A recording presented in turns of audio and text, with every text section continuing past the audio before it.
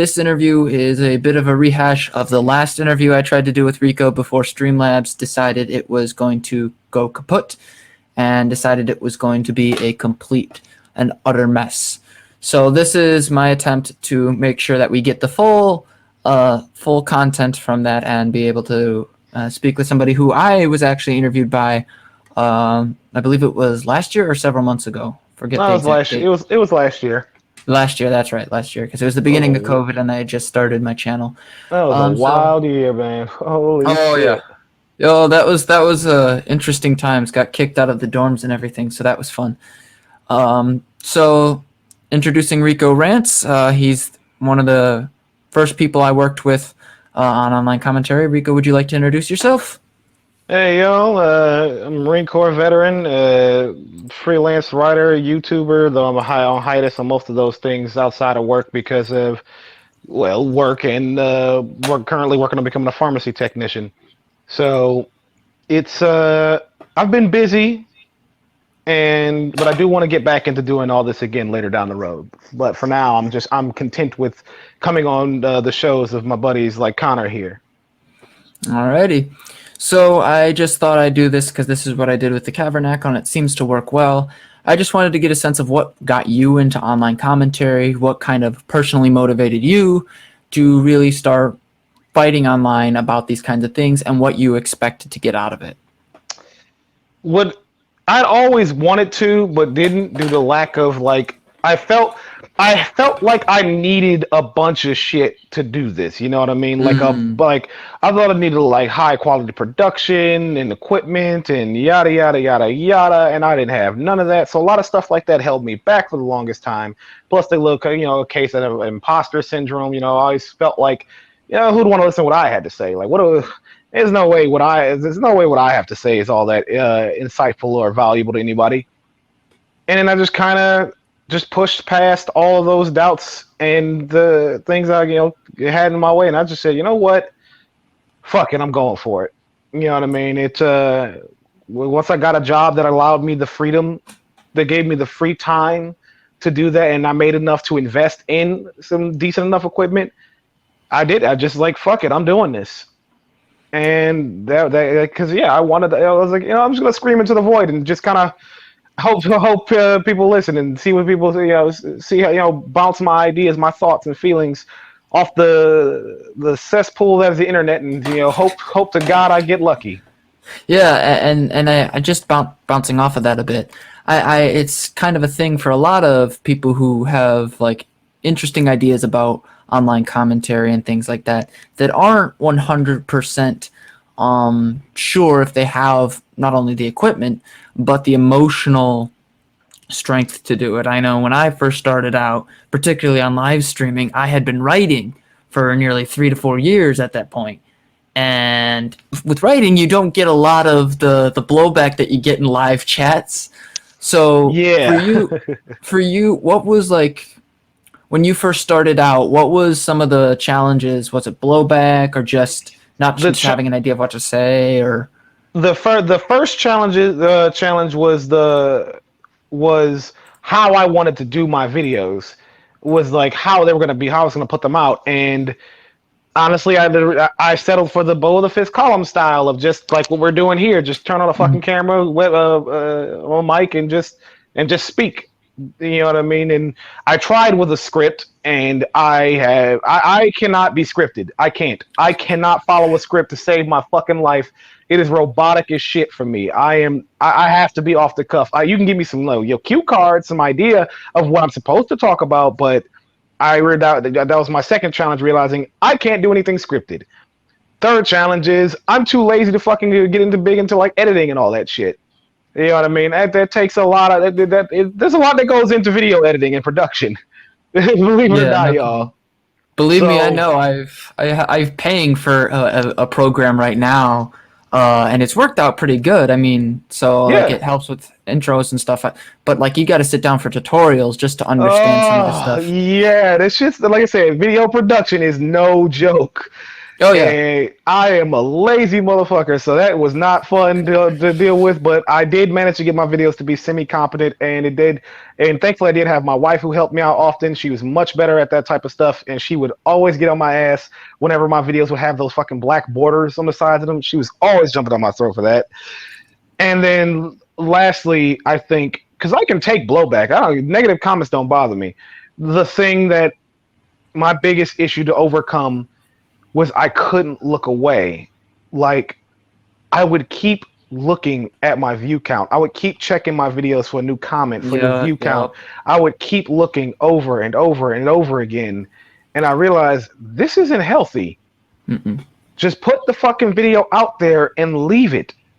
Like don't I shouldn't be keep coming back and forth over and over and over again just to look at every single minute change. Yeah. Like And yeah. And like I think I've got a similar situation because when I first started writing on Medium and when I first started uploading, I would always check the view counts in Medium. Yep. If you go back to some of my old articles where I would get negative comments, there would be like 13, 14 replies from me to the other guys, hoping that there would be some good faith. Because for me, I was under the impression that if you gave somebody your reasons, if you let them hear what you had to say, and you showed them good faith, they would show you the same, and that's not always the case. And that was a mistake. I should have seen that coming because congressional debate really hounded that fact home, but I kind of missed the whole formal stuff. Yeah. Oh, and but then on that note, just a caveat. Just sorry for interrupting. This caveat. This last thing you're is good. don't go looking for a fight. I would say on y'all.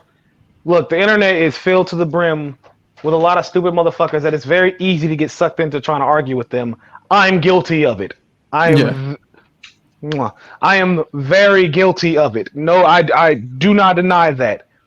But there are some motherfuckers out there who they live for this shit. They Mm. will they will keep the argument going forever, and they're happy to do that. They live for this. Learn when to stop. I had to try to Mm. turn. I had to teach myself that because I had that problem where I would engage and then I just keep engaging with it and just keep going, wasting hours of my fucking day Yeah. arguing with some motherfucking random person on the internet.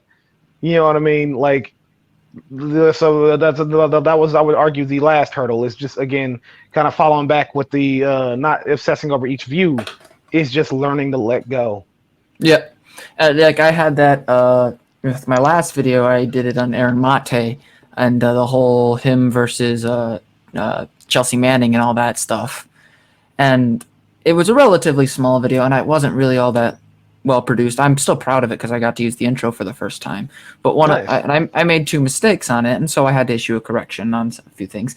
But then there's the other people who are just like, "Oh, this is just hate on Aaron Mate thing." So it's kind of there's I think there's a mentality that you just want to say, "No, listen to me," and it doesn't always work well in your favor. But I have noticed like you've kind of somewhat embraced that, like acknowledged that part of yourself. Like your header, it's I believe it says "man too angry to die" or something along those lines. Breaking man too angry to die. Yep. Yeah, I kind of embrace the madness, but keep going. So would you say that you've branded yourself somewhat under the impression that there is that side to you, but also that it's something that you have to control? Because I know Rico Rants is kind of part of the idea. So would you Yeah, say that like, you? believe me, I love to rant. I love to talk. I will gladly argue and debate with people happily. Yeah, that is my brand, but at the same time, what I've done differently is I've also kind of embraced the more, I guess, the opposing side of that. Learning when to just let this shit go. Just shut the Mm, fuck up and go on with your life. I will gladly argue with somebody, but I had to like I had to learn that sometimes this shit ain't worth my time. That's why I got better things to do. I don't want to get sucked into this shit because this shit never ends. And there's one thing I read. That's why you maybe seen some of my tweets in the past where I said, if you try to fight with the internet, you're gonna lose yep. because I guarantee you're gonna bump into somebody who has way more time than you do and is way more petty and vindictive. Mm, They will keep going well after you're tired and exhausted. And I've learned to just let that shit go. So I can't always be my persona. I know that sometimes it's okay to just stop. Yeah. Sometimes Rico needs to shut the fuck up. I feel like a certain percentage of people would benefit from that. Just sitting down and shutting up. I can't tell you how many times I had to delete the Twitter app off my phone during COVID. Like I was locked away for 2 weeks with my roommates. So of course you were And on it all day. I was the same way, just on it the whole yeah, time. well, and I would argue, and I would question: do you like think that part of the issue now is that with COVID finally coming to a close, we would expect that anxiety to go away, but it is still. What would you say is the reason we're still kind of in that rage mode that we kind of see around online? I have a couple theories in mind, but one, and this is me projecting myself off of onto everyone else. Because I mean, if you're not motivating the same way, then that's fine. Boredom, Mm, boredom is a hell of a motivator to be on this shit. And being on Twitter and arguing with randos and engaging with a bunch of bullshit is it's something. It's something to do. It's something that's constantly changing and evolving in real time at all times. You know what I mean? It's stimulating, not in a healthy way, I would argue, but stimulating nonetheless. You know what I mean? And as far as the anger, a lot of it is also, well, we just want somebody to take our anger out on. mm, Like I feel a lot of people, and I might again myself included, we're angry and angry about something, and you see, so that's what people kind of addicted to, like dunk culture, is mm. that we want to dunk on somebody, we want to shit on somebody, to just you, or we want to make you the avatar of our hatred, like you are the enemy, you are the target, we want to take you out and fucking just you're an easy target. You want someone that's easy to just lay it all out on. And I think that's addictive. I think So, that's addicting. and I think there's some truth to that because when it's easy like to bring up a single symbol of like the all the evil in the world, and if you just get rid of that single entity, that single source of evil, I think for a lot of people that allows them to feel like they're making real systemic change Make them and not feel like having they're to doing something. Yeah. yeah That and too, not so have satisfying that desire to feel like you're yeah. doing something. Yep, and I think also it kind of has to do with the idea that we're not. It prevents people from being able to look inside themselves and see what the consequences of what they're doing and how that might not necessarily they're not as good as they think they are. Basically, if they don't have to look inside themselves and just attack this one thing, they don't have to consider, am I actually contributing to the systemic problems in the world if I just attack this one person? Hold that thought. Give me 5 minutes. You know why. Where's the leave button? Fuck!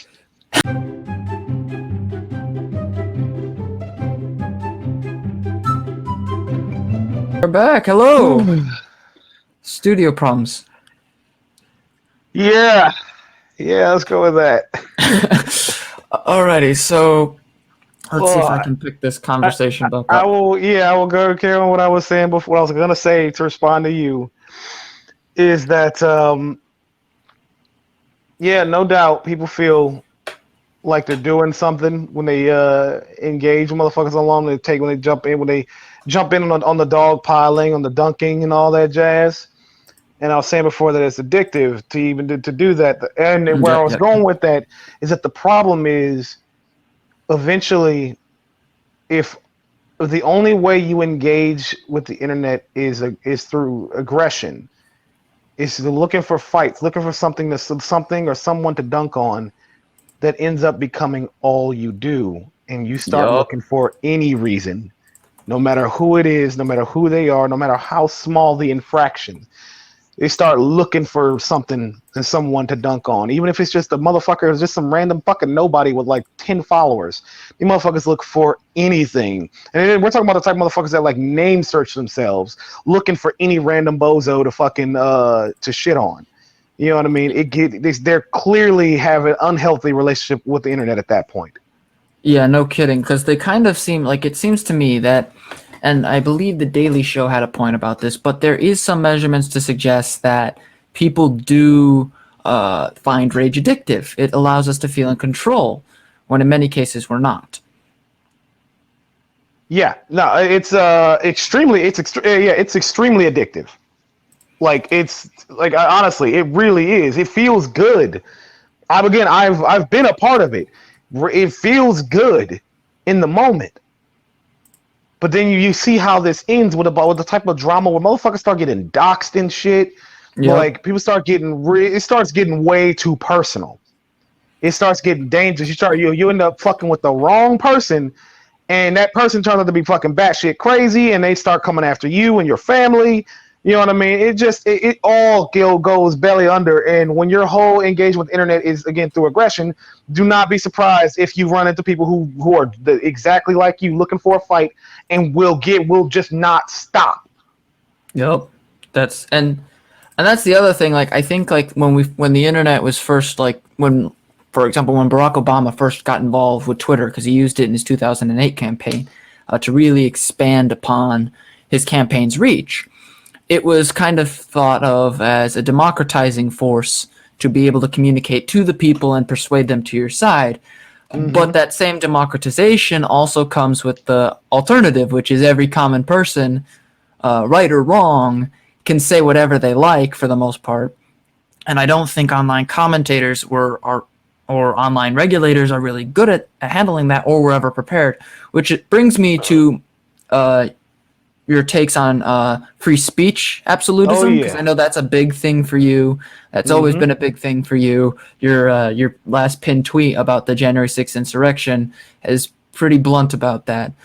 So my question for you is, in this evolving hostile atmosphere, how do we, on one hand, protect free speech and prevent corporate over control of media, while at the same time ensuring this kind of violent rhetoric to how do we restrain that vile rhetoric without also causing problems for any expression? Well, as I've said to people before, is that you kind of have to just fight that good fight. Because the usual argument is that if you employ the mechanisms of censorship onto your enemies, they can, if they gain power, they can then use it against you. And that's the thing. And I'm like, yeah, you're right about that.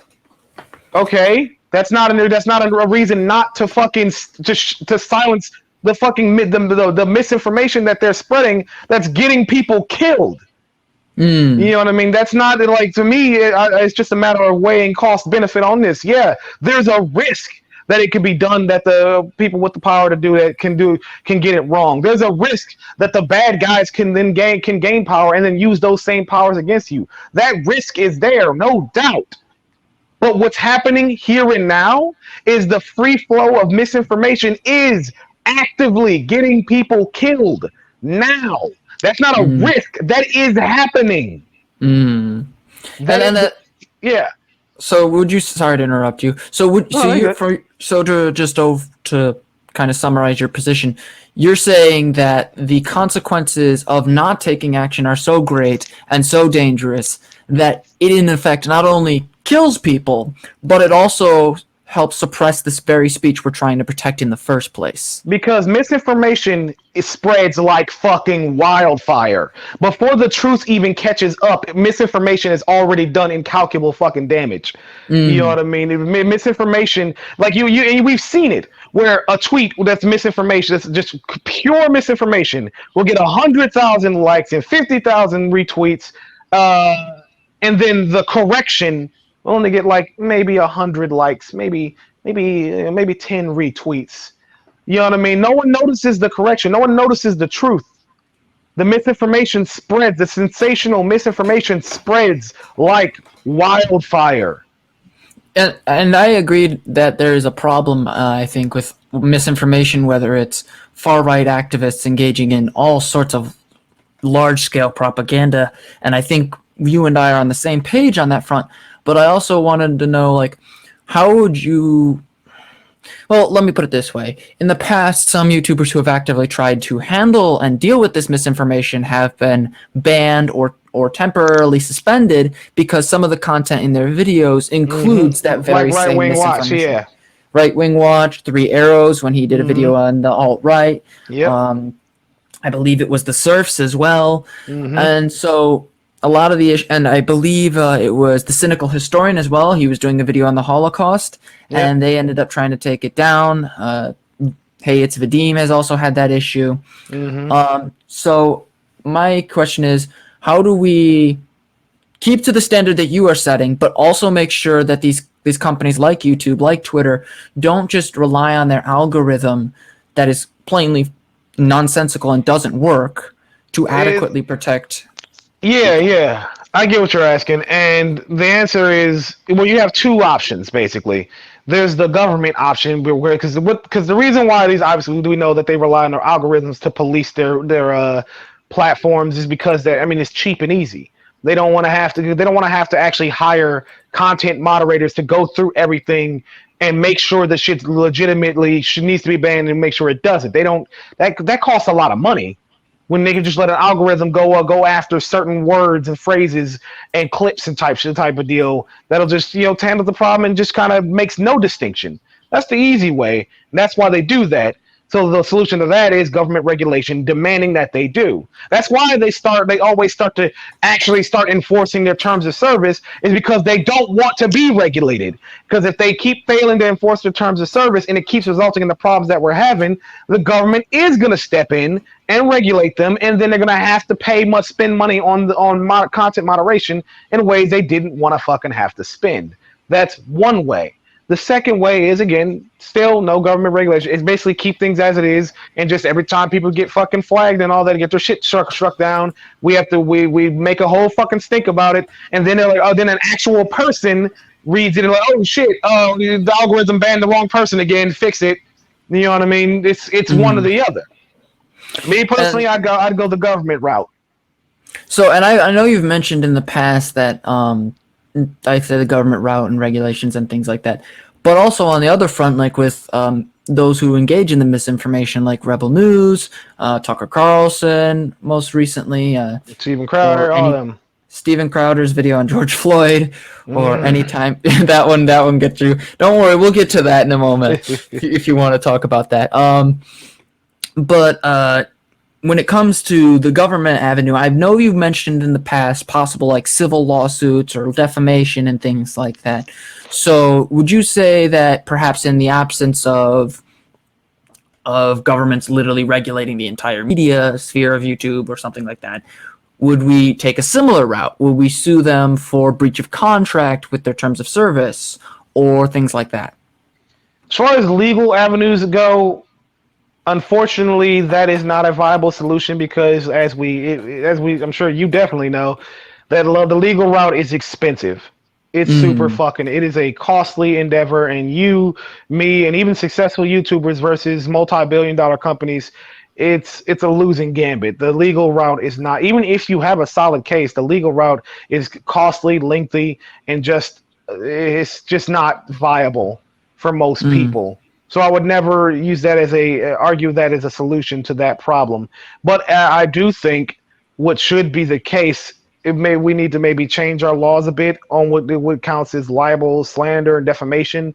Because if there's one thing I have seen is these motherfuckers engage in what it arguably should be considered libel, slander, and defamation, and they should be held accountable for the misinformation that they spread. There should be some vector to actually hold them accountable because, like, notice how Dominion and Smartmatic voting machines started suing the fuck out of everybody that were defaming their business. They changed their tune real fucking quick. They turned around real quick, issuing corrections and apologies, and like, whoa, never mind, there was no voter fraud, my bad. They completely changed their tune, and a lot of motherfuckers on right wing media have figured it out. That's why they don't say explicitly that there was voter fraud anymore because they know they'll get sued if they do. So mm, the the misinformation mongers they live off of the freedom from accountability. When there's actual means of holding them accountable for the misinformation that they spread, they shut the fuck up. and they know Mm. it. So that's why I mean, it's what I'm saying is I don't know how the legal system works on changing laws or how to broaden the scope of what counts as libel, slander, and defamation. But I would definitely argue that we need a broader interpretation of it so that these people can be held accountable for it. Because again, they engage in basically libel, slander, and defamation on a regular fucking basis. Okay, and so, for example, Tucker Carlson, he recently made a claim that the NSA was spying on him. Mind you, they spy on us all at some point, but they have to go through a FISA court to do that. Yeah. And it's interesting because Fox has not really backed him up. His other commentators aren't mentioning it. So it kind of plays to your point that maybe to some extent this right-wing media sphere realizes, or at least is somewhat aware, that if you go too far, you can be really exposed. Yeah. But in addition to that, I was wondering, what do you think the role of companies like Media Matters, Right Wing Watch, how effective do you think they are at holding these kinds of people to account? Super effective in the way in what they can manage, because like for example, Media Matters has been integral in the efforts of taking down the I just sent you a private chat. Don't worry about it. oh yeah, I got you. What the heck? Oh, he just exited out. Oh, he's back. A bit I did not. exited out there. Yeah, I meant to exit out the private chat and ended up exit out the whole damn thing. All I'm an right. idiot. What I was saying is Media Matters is has been integral and it was basically killing Fox News's advertisers, sponsorships, and whatnot. But the only reason they still have any strength that they have is because of contracts that are outside of their control. Basically, it will take the government to get involved with that shit. They have contracts with cable companies in such a way that they're still making money, enough money to keep doing what they're doing, even though they've long since lost most of their advertisers as a result of watchdog groups like Media Matters, Right Wing Watch, and so on. Okay, So and then so I think that summarizes kind of the issue so far. But I was actually wanted to talk to you also about the critical race theory issue. Yeah, sorry, man, I have to bring it up. You no, were doing I research know. on King, and I I know. have I to. hate them so much. I hate the anti-CRT movement so much. Well, and from my perspective, because I've worked in history and things like that, and one of the things that I've noticed is there's not an overarching theory of history, but at the same Really? time, yeah, but at the same time, they'll attack things like the 1619 Project as CRT. So my question for you is relatively simple: is do you think that this movement is largely a genuine issue, or is it more astroturfed, uh, or like something like along those lines? 99% astroturf, 1% people dumb and haven't realized that the movement is astroturf. That's what this is. It is entirely manufactured outrage towards something that that none of them can coherently define, that none of them can substantiate even exist. Not a single school is teaching critical race theory. Not a single school is teaching kids that to hate white people or to hate America or to be racist. No one is teaching that. I can't speak for private schools because private schools are basically unregulated and can teach whatever the fuck they want. But public schools, nothing of the sort. Not a goddamn thing is being taught like that. But you can't tell that to the critical race theory people because they just say it is. That's what they're being taught. And I'm like, where? Not one Yeah. person can articulate that. Not one. And the ones that try are lying. They always get found out to be liars. Well, and then the other thing is that they've also, it seems to me, like an attack on, it's sort of like that white backlash that King talked about in the past with his in his book, where do we go from here, Yep. and things like that. So what do you think the best method that can be done, whether they're from the left or centrists or anybody who's willing to push back on this, what method do you think is best to handle this kind of backlash, and how do we prevent it from succeeding where in the past such similar backlashes have succeeded? First off, is locally. You need to get involved with your local school board and in the city council, because that's where these motherfuckers are going. They're going local. They're going for your city school board. They're going for your school boards and your city councils, and they are quite literally trying to harass people out of their positions and get in those positions themselves. So protect the people that are on the school boards and city council in whatever way you can. Send them Lavoto emails of support, letting them know that you support them, and that with the anti-CRT movement are a bunch of fucking crackpot lunatics. You know what I mean? If you're not getting on the city school board or the city, if you're not getting on the school board or city council yourself, support the people who are on it who are opposed to this nonsense. That's the best you can do. Mm. Secondly, the second best thing we can do is just kind of let this fucking anti-CRT movement implode, because the problem is they've gone too far. They've gotten Mm. so hyperbolic, so ridiculous, so patently out there off their fucking rockers that they've delegitimized themselves. Because the more each one of them, it's like a fucking rat race for each of them to one up each other on who can get more hyperbolic, apocalyptic, and ridiculous about the CRT shit. And that turns even people who would have entertained the idea, even the super rational fucking centrists, are turned off by this shit now, because it's very clear that these people have lost their fucking mind. Yeah, and I Yeah. and I know. Oh, sorry. Go ahead. No, no, you're good. You're good. Go ahead. And I know in the past you've interviewed some of the people who've tried to push back on this from the academic perspective, specifically Sam Hoadley Brill. Cool dude. Uh, yeah, I've read some of his stuff. It's very impressive. You guys should check him out on Liberal Currents. He's very good.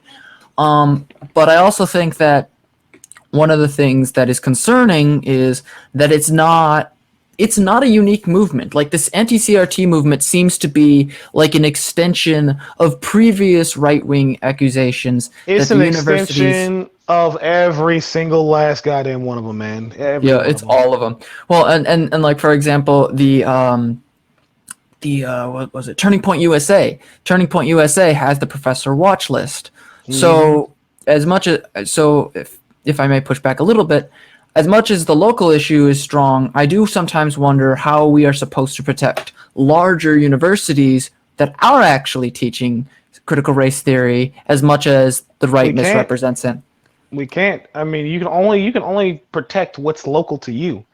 You know what I mean? We can't, like, we've only got so much fucking bandwidth, and what's understood is the difference between us and them is that their manufactured outrage is astroturfed. In other words, they are backed by wealthy people. They are by Mm, and large organized and their movements orchestrated by wealthy people. Who This isn't some Jewish conspiracy. No, these are actual fucking. We know who these people are, like the Mercer family, the fucking Thiels, and all them. All this, it's like Peter Thiel and all these other fucking right wing billionaires were very open about their fucking disdain for liberalism, democracy, and everything else that makes our country actually fucking halfway decent. You know what I mean? mm, They're very open. The Dennis Prager, very open about it. All of these, the Wilkes brothers, they're all very open about this. You know what I yep. mean? And so it's kind of hard to compete with that, because whereas we're just minding our own fucking business and got enough on our own plates, they whole ass got basically warriors ready. Just that's why you see the same people. It's like Media Matters has pointed this out, but you'll see that they recycle like the same people in a bunch of different places, like the anti-mask march, you know what I mean, to the anti-CRT movement, where there's like concerned parent who actually turned out to be well experienced Republican party activists and strategists, whatever the case may be. They are active political activists and operatives within the Republican Party and have been for a long time. These aren't random concerned parents off the streets. It's the same fucking people they've been recycling. You know what I mean? Yeah. So it's hard to compete with that. It really is. Yeah, it is. So I guess if I may summarize it, it's not so much that, like, there's no way to stop it, if that's what you're saying. It's just that Yeah. we have limited control, and you control what you can, and then work towards a larger movement in the future, so that Yeah. way these institutions maintain themselves. Okay. Well, Yeah, I yeah. just I wanted to mean, make sure. if we were backed by billionaires and able to just throw people around the country like that, oh, dude, there'll be no problems. But we don't. We don't have that. We've never had that. And I think, and that's where I kind of say, like, we need larger political institutions that, although not necessarily partisan in their orientation, because we don't want it just being bogged down in the right versus left nonsense. Yeah. That they're dedicated to the protection of these kinds of institutions, because it's not the first time that we've seen this hostility towards academia. We've seen it in the Second Red Scare, with McCarthyism and things like that. And so I think, for me at least, protecting these institutions from partisan outrage is of the utmost importance, because they're supposed to help create better citizens. They're supposed to mold the next generation into a more educated populace. But additionally, I think one of the things you've done research in the past on is Dr. King, and how sometimes they misrepresent who he is. And they literally, and I mean literally, only quote that one sentence from his I Have a Dream speech. And I'm not exaggerating. Literally only that one sentence. They don't quote anything else from him. Literally only that one sentence. You would think that is the only thing that man has ever said and ever done. It's fucking insane. Well, and they exclude the part of it where he says, "In a sense, we've come to our nation's capital to cash a check. When the architects of our republic wrote the magnificent words of the Constitution and the Declaration of Independence, they were signing a promissory note." And then they have not talked about, like, how it's not a fulfilled thing. Like, they always treat it as though, for example, he says, "I have a dream that one day my children will be judged not by the That's color of their skin." literally all they fucking quote. Yeah, they hate reparations, but love Martin Luther King. They hate any kind of fucking anti-racist activism, but they love Martin Luther King. You know what I mean? So it's like, what the fuck? Well, and the other thing is, they kind of make it seem like he is the end-all be-all of black activism at the time. Of black activism, of the correct form of black activism, and not a single goddamn one of them is able to cite anything other than that one fucking sentence. Well, and the other thing is, they actively misrepresent the very speech that they're quoting. Because if you read through the speech, it mentions explicitly financial issues, because the speech is, the event's full name was the March on Washington for Jobs and Freedom, not the March on Washington. They were going there for something, and it wasn't just the Civil Rights Act of 1964. I mean, James Lindsay literally up here saying, like, Martin Luther King succeeded. Get with the future. And it's just like, no, he didn't. That's the whole fucking problem, you idiots. Like, that's the problem here. He didn't. He was killed. You know what I mean? He didn't succeed. Everything he tried to do was undermined and has been undermined for decades. He didn't succeed. That's the whole fucking problem.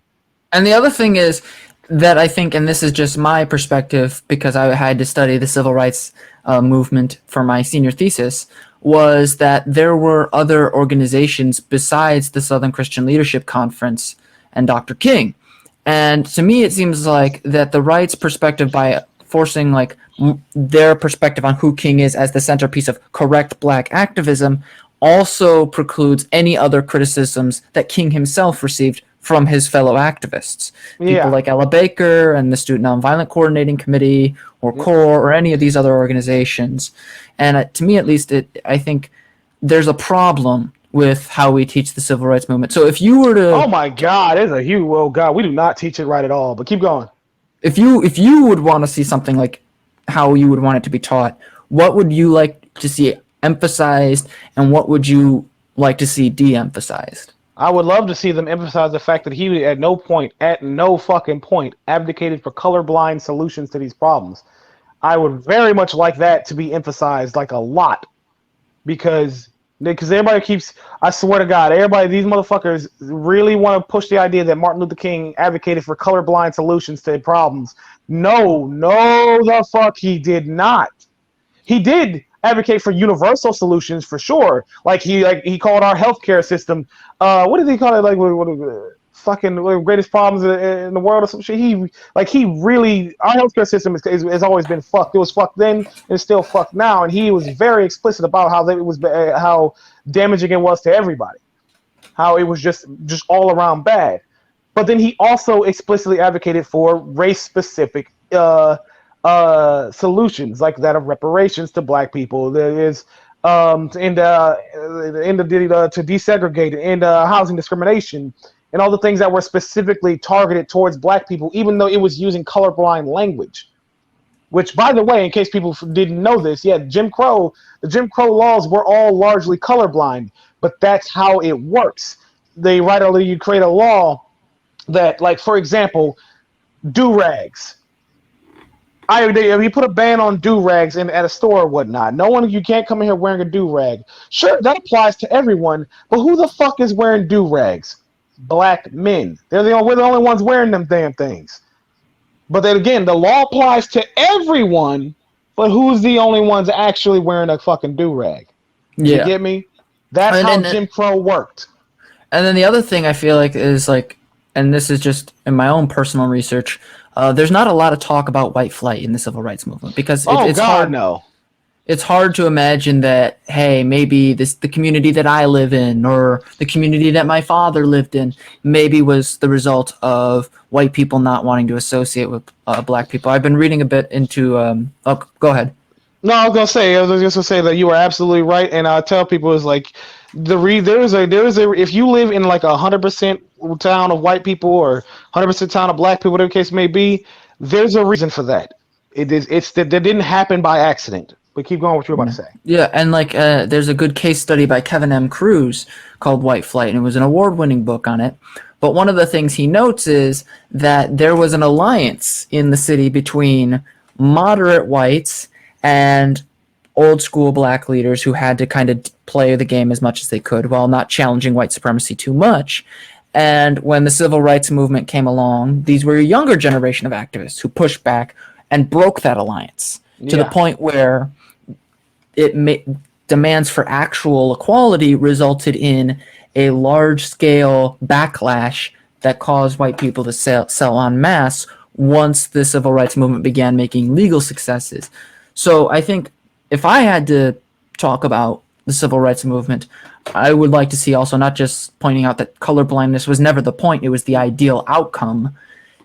It would also be that white Americans weren't listening. Like Martin Luther King wasn't popular in his time. He never was. He was popular after he died. Yeah, white Americans ran away time and again, right? They would just anything. And you realize that you can trace a lot of the problems that we have now to that. And I hate it. I hate it so much, but it's like y'all didn't want to, white people didn't want to be around black people like me so goddamn badly that they screwed themselves and their own kids for generations to come. Because they wanted to be away from black people that badly. Oh, yeah. It's actually fucking insane. Oh, yeah, and the other thing that was mentioned in Cruz's work is how they literally made up biological explanations for why they didn't want to swim with black people, like that they were diseased and things like that. I mean, did you see my fucking recent... Yeah, there's that race and IQ shit and that bullshit race science. Yeah, fucking hell. I don't know if you saw my recent tweet thread on that. Yeah, and that's I saw that. I know where you were tweeting that from too. But no, it's fascinating because on the one hand, we would all like for Dr. King to have succeeded because we wouldn't have to deal with this BS. But on the other hand, focusing solely on him and misrepresenting him while doing so has undermined the entire point for which not only he fought, but activists who had came before him. Like, how many people know about Fannie Hamer or Ella Baker or know that John Lewis was... They basically don't exist, and it's sad.